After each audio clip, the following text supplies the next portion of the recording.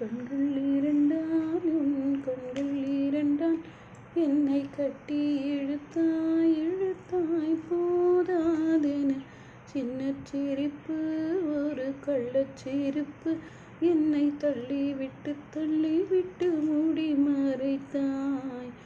இரவும் அல்லாத பகலும் அல்லாத பொழுதுகள் உன்னோடு கழியுமா? தொடவும் கூடாத படவும் கூடாத இடைவெளி அப்போது குறையுமா? கரைகள் அண்டாத காற்றும் தீண்டாத மனதுக்குள் எப்போது நுழைந்திட்டாய்?